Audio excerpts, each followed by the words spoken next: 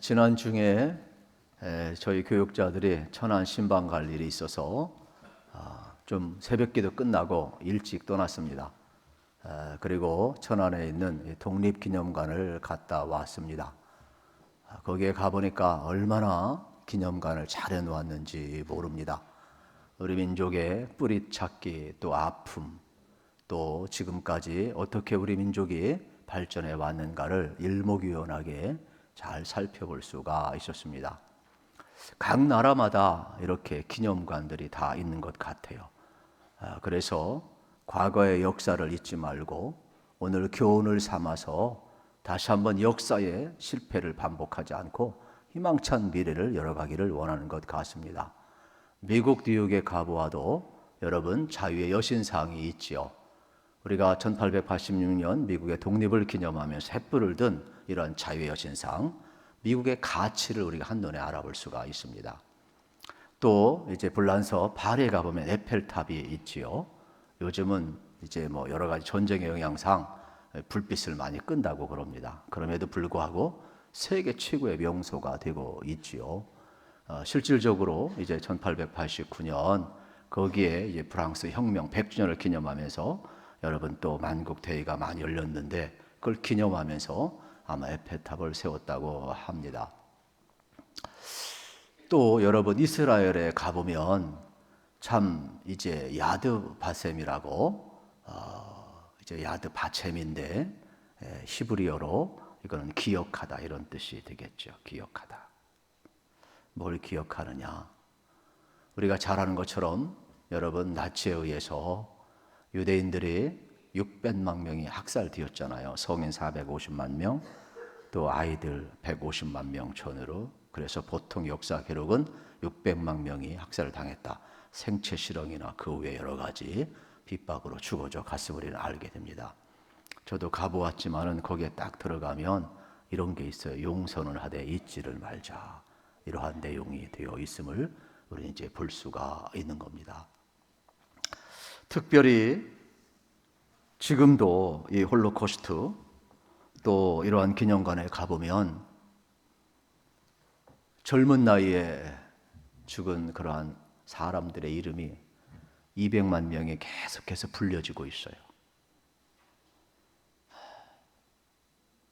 참 아픈 역사죠. 그리고 그 기념관 벽에 보면 이러한 내용이 또 있어요. 망각은 파멸로 이끌지만 기억은 구원의 비결이다. 그래서 또 맨 끝에 가보면 과거를 기억하는 것은 미래에 대한 약속이다. 이렇게 글귀를 써 놓았어요. 아픈 역사를 잊지 말자는 거죠. 그러면서 후손들에게 교훈하고 있는 장면을 보게 되는 겁니다. 역사가 토인비는 이러한 이야기를 해요. 인류 역사상 가장 경이롭고 신비로운 역사는 이스라엘의 역사라는 거예요. 어떻게 2000년 넘게 유리방황을 하다가 1948년 또 1949년 어간에 독립을 선포할 수 있느냐는 거죠. 그러면서 많은 학자들과 또 역사가 토인비는 그 이유를 두 가지로 들어요. 하나는 뭐냐? 하나님에 대한 신앙교육이라는 거예요. 이들의 신앙이 2000년 나라 없는 유리 방황하는 세월 속에서도 이렇게 나라의 독립을 세울 수 있는 뿌리가 되었다라는 거죠. 또 하나는 그들의 교육관을 이야기를 하고 있어요. 그래서 예나 지금이나 이 유대인들의 교육은 대단하잖아요. 근데 이들은 무슨 교육을 하냐? 듣는 교육을 해요. 그래서 반드시 예배 훈련을 합니다. 그래가지고 예배를 통하여서 하나님의 말씀을 계속 듣게 하고 있는 장면을 우리는 볼 수가 있지요. 그래서 유대인 그 교육에 보게 되면 전부 다 듣는 교육이 되겠죠. 오늘 여러분 우리가 여호수아서 4장인데 지난주 3장까지는 하나님께서 어떻게 하셨습니까? 요단강을 건너게 하셨어요. 그러면 하나님께서 제사장이 법궤를 메고 요단강물 한복판에 들어갔을 때 완전히 요단강물이 어떻게 됐어요? 두동강에서 커트되었단 말이에요. 강물이 끊어졌단 말이에요. 그리고 건너갔어요. 200만 명 이상이 반나절 넘게 건너간 겁니다. 그러면 얼마나 영광스럽습니까? 그러면 빨리 가나안을 향하여 전진해 가야 하죠. 그런데 오늘 사장에 보면 뜻밖의 무엇이 중요한지를 가르쳐 주고 있어요. 여호수아를 불러서 기념비를 세우라고 명령하는 장면을 보게 되는 것입니다. 우리 2절 3절을 같이 한번 읽도록 하겠습니다. 백성의 각 지파에 한 사람씩 12사람을 택하고 그들에게 명령하여 이르기를 요단 가운데 제사장들의 발이 굳게 선 그곳에서 돌 12를 택하여 그것을 가져다가 오늘 밤 너희가 유숙할 그곳에 두게 하라 하시니라. 아멘. 각 지파에서 12명을 택하여서 요단강 한복판에 있는 돌을 치고 나오라는 겁니다. 그리고 그 한복판에 또 12돌을 취하여서 기념비를 세우라고 여호수아에게 말씀을 하고 있습니다. 여호수아는 이 하나님의 명령을 그대로 백성들에게 명령합니다. 그래서 백성들은 각 지파에서 한 사람씩 대표자가 나오고 순종을 합니다. 그리고 요단강 그 강물 한복판에 제사장이 법궤를 메고선 그 한복판에 12개 기념비 돌비를 세웁니다. 그리고 그들이 다시금 12개를 들고 나와서 어떻게 합니까? 그들이 유숙할 곳, 머물 곳, 바로 그곳이 길갈인데 그곳에 두라 이야기를 합니다. 그리고 다음 주에 살펴보겠지만은 그곳에 기념비를 세우라 이렇게 이야기하는 장면을 이제 우리는 보게 될 것입니다. 하나님께서 지금 12명을 택해서 어깨에 메고 나오라 할 정도라면 작은 돌은 아닐 것입니다. 그렇다고 사람이 못 들 정도는 아닌 것 같습니다. 왜 그러느냐? 6절, 7절에 이렇게 기록이 되어 있습니다. 같이 한번 읽겠습니다. 이것이 너희 중에 표징이 되리라. 후일에 너희의 자손들이 물어 이르되 이 돌들은 무슨 뜻이냐 하거든 그들에게 이르기를 요단물이 여호와의 언약궤 앞에서 끊어졌나니 곧 언약궤가 요단을 건널 때에 요단물이 끊어졌으므로 이 돌들이 이스라엘 자손에게 영원히 기념이 되리라 하라 하니라. 이 돌비가 뭐냐? 표정이 된다라는 겁니다. 이 돌비가 뭐냐? 너희에게 표정이 된다라는 겁니다. 이 돌비가 뭐냐? 너희 후손들에게 이 돌이 무엇이냐고 묻는 자들에게 여호와께서 요단을 건너게 하셨다라는 증거가 된다. 기념비가 되게 하라. 이러한 내용이 되겠지요. 그렇기 때문에 오늘 요단강 도하를 하고 나서 하나님께서는 동일하게 이스라엘 백성들에게 전진하기 전에 먼저 기념하라. 요단강 한복판에 12돌을 취하여 기념비를 세우라고 말씀하는 장면을 볼 수가 있습니다. 그리고 그들의 삶의 자리에 유숙하는 곳 머물 길갈에도 12돌을 갖다 놓으라. 그리고 19절 이하에 보면 12돌을 기념비로 세우라. 이렇게 진행하는 장면을 볼 수가 있지요. 왜 그럽니까? 가기 바빠 죽겠는데. 여러분 생각을 한번 해. 우리는 신호등 앞에 서 있으면은요 이게 막 깜빡거리고 탁 파란불로 바뀌면 확 가기 바쁘지. 신호등 하나 바뀌었는데 건너가지 말라 잠깐 머물라 그러면 이게 쉬운 게 아니거든요. 요단강 건너와가지고 엄청난 은혜, 그 환희, 그 기쁨, 전진에 들어가는 그 순간에 스탑. 너희들이 앞으로 나가는 게 중요한 게 아니야. 이걸 어떻게 건너왔는가를 기억하라는 거예요. 신앙은 뭐냐? 끊임없이 기억하는 거예요. 여호수아에게 하나님의 명령을 전했고 여호수아는 이스라엘 백성에게 전했어요. 그랬더니 그들이 순종을 하고 있는 장면을 이제 보게 되는 겁니다. 그런데 문제는 9절이 되겠지요. 여호수아가 또 요단 가운데 곧 언약궤를 맨 제사장들의 발이 선 곳에 돌 12를 세웠더니 오늘까지 거기에 있더라. 왜 하필이면 요단강 한복판에 세울까요? 잘 이해가 안 되죠. 하나님께서 잠시 후에 요단강물이 흐르게 될 것이고 12기념비는 물속에 갇혀지게 될 겁니다. 아무도 본원이 없을 것입니다. 그런데도 한복판에 기념비를 세우라고 합니다. 또 또 하나 세워도 초라하게 세우고 있어요. 적어도 하나님의 은혜를 기억하는 기념비라면 좀 웅장해야 되지 않겠습니까? 그런데 아무것도 없어요. 그냥 강밑바닥에 있는 돌 12개를 취하여 세우라 이야기를 하는 장면을 보게 되는 겁니다. 우리는 이것을 어떻게 이해하냐? 성경에서 풀 수가 있는데 이 내용을 가장 잘 설명하는 게 어디냐? 로마서 6장이 되겠습니다. 로마서 6장에 보게 되면은 1절부터 3절에 보면 이러한 내용이 나와 있어요.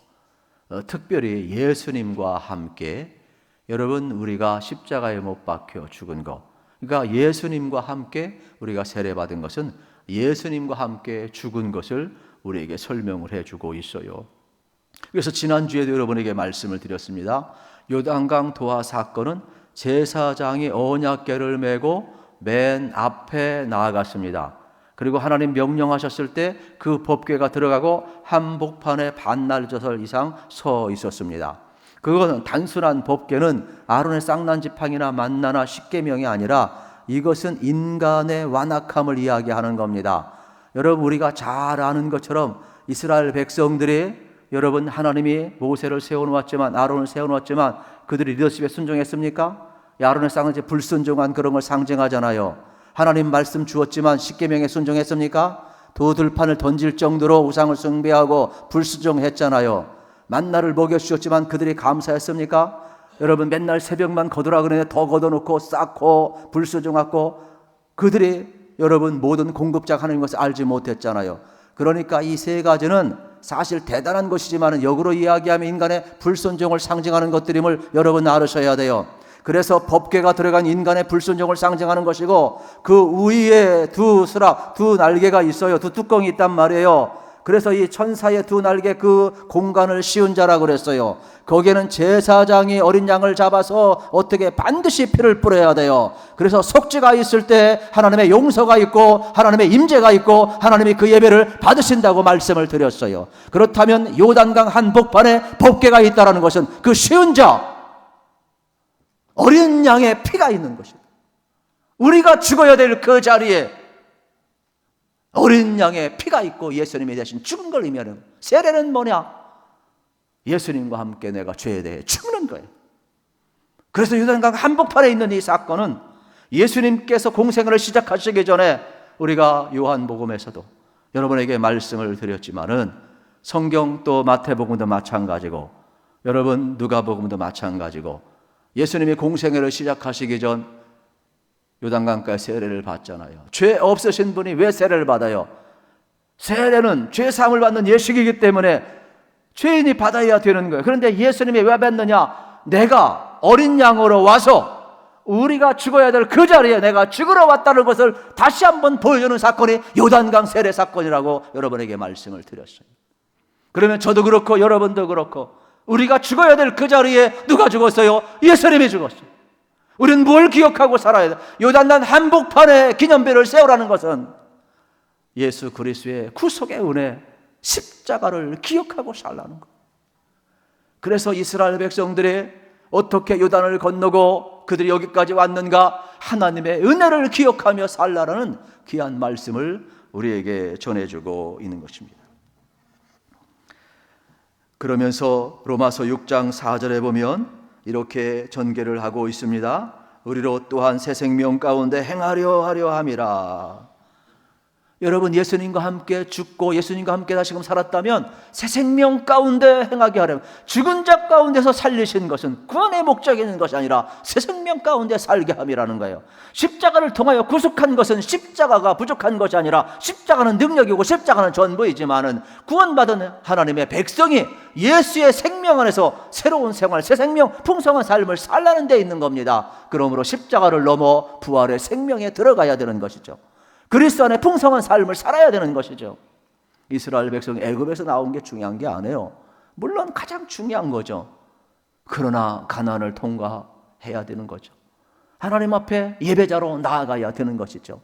오늘 우리도 마찬가지가 되겠습니다.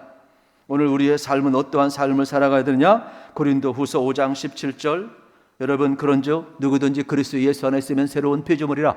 보라, 이전 것은 지나갔으니 새 것이 되었다 그랬어요. 너무나도 유명한 말씀이기 때문에 우리는 그리스도 안에 새로운 피조물 된 것만 생각을 해요. 그러나 고린도후서 5장 18절에 보게 되면은 우리가 새로운 피조물이 된 것은 여러분 그리스도 안에는 풍성한 삶으로 나아가기 위함이라는 겁니다. 저는 여러분들이 예수 생명 안에서 풍성한 삶을 살아가시기를 축복합니다. 그래서 우리가 주님과 동행하는 것이죠. 오늘도 우리가 그리스도 안에서 풍성한 삶을 살 수 있는 은총을 우리에게 허락해 주신 것입니다. 그래서 기념비를 세운 목적은 첫째는 하나님의 일하심을 여러분 주목하기 위함임을 우리에게 첫 번째 가르쳐주고 있어요. 6절 상반절에 보면 이것이 너희 중에 표정이 되리라 그랬어요. 기념비가 너희 중에 표정이 되리라. 하나님이 우리를 위해서 일하시고 하나님이 요단을 가르시고 하나님이 우리를 건너가게 하시고 하나님이 우리를 인도하시고 축복하신 표정이 된다라는 것이죠. 우리가 구원받은 증거가 뭐예요? 여러분, 하나님 보이지 않습니다. 여러분, 오늘 우리가 예수 그리스도의 십자가가 우리의 구원의 증거임을 지금 증언하고 있는데 정말 우리의 심령 깊은 곳 속에 이 구속의 은총이 기념비가 지금 세워지고 있느냐 이 말이에요. 성령의 인치심이 있느냐 이 말이에요. 이스라엘 백성들은 이 12돌이 그들의 여러분 표정이 되고 증거가 되고 기후가 되고 기념비가 되는 귀한 역사를 지금 경험하고 있어요. 요단강을 건너는 것은 여러분 가나안을 향한 출발지임을, 그래서 12돌은 그들의 출발지임을 하나님의 은혜가 여러분 그들의 출발지임을 발견해 주고 있는 겁니다. 우리가 하나님의 백성으로 출발하는 그 지점은 어디예요? 예수님과 함께 죽은 자리예요. 십자가의 그 자리가 내가 하나님의 백성으로 출발하는 자리임을 알아야 되는 겁니다. 내 중심에 그리스도가 계시지 않고 십자가의 기념비가 없다면 우리는 하나님의 사람으로, 하나님의 백성으로 하나님의 통치 가운데 나아갈 수가 없지요. 그래서 하나님께서는 이렇게 기념비를 세워서 요단을 건너게 하고 표정이 되게 하고 기념이 되게 하고 증거가 되게 하고 앞으로도 너와 함께 하실 것이라는 사인이 될 수가 있는 겁니다. 이제 다음 주에 살펴보겠지만은 이러한 그 한복판의 돌을 취하여서 그들이 머무는 길갈에 12돌을 또 기념비로 세우게 되는 것이죠. 도합 여러분 24개의 돌이 지금 사용되고 있는 거예요. 오늘 우리에게도 표정이 필요합니다. 하나님이 나를 구원하시고 지금도 나와 함께 하신 확신 매우 중요합니다.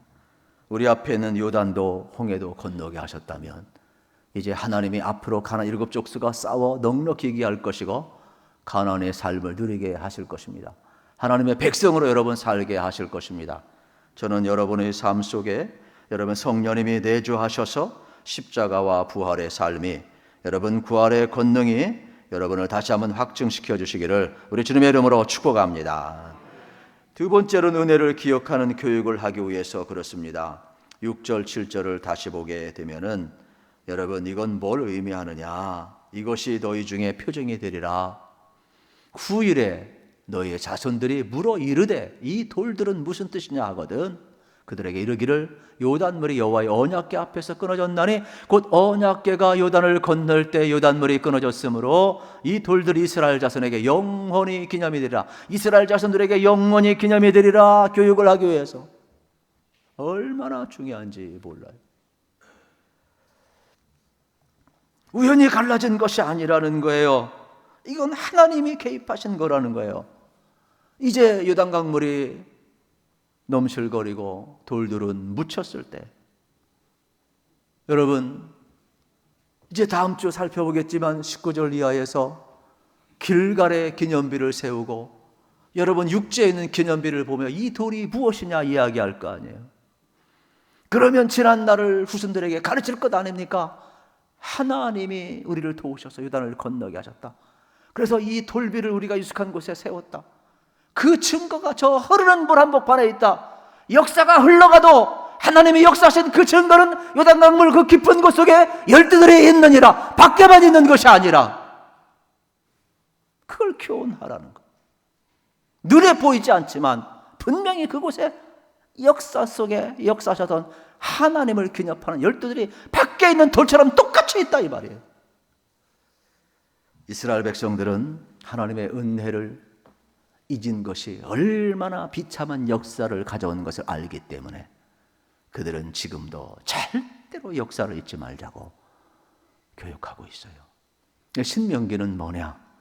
이스라엘 백성들에게 하나님의 은혜를 잊지 말고, 그래서 레위기를 가지고 두 번째 설교한 내용이 되겠죠. 다시 듣는 하나님의 말씀, 드리토노미, 여러분 다시 듣는 하나님의 말씀이라는 거예요. 지금 한 이 모든 설교도 마찬가지예요. 예를 들면 신명기 여러분 6장 20절 25절에 그대로 나와 있어요. 한번 읽읍시다. 시작.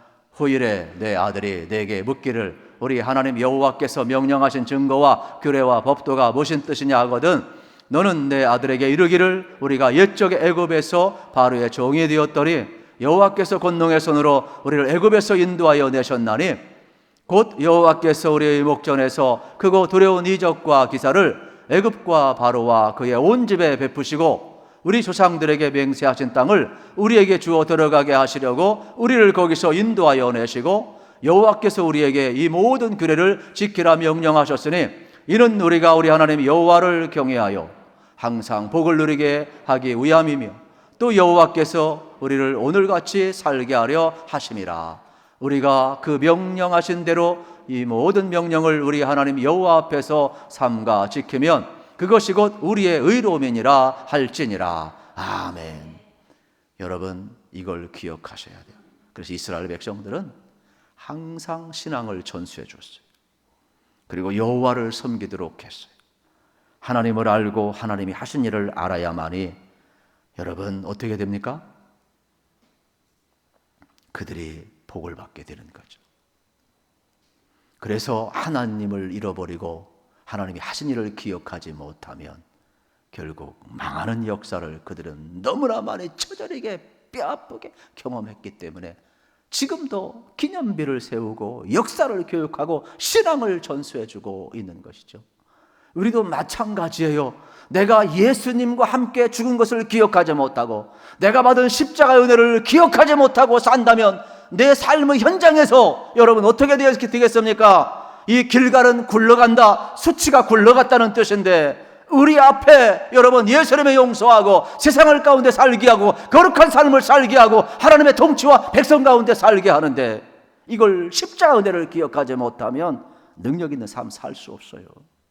오히려 세상에 수치를 당하게 되고 부끄러운 삶을 살아가게 되고 망하는 길을 걸어갈 수밖에 없어요.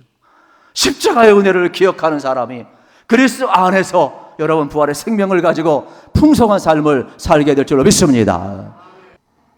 12돌은 하나님의 백성을 상징합니다.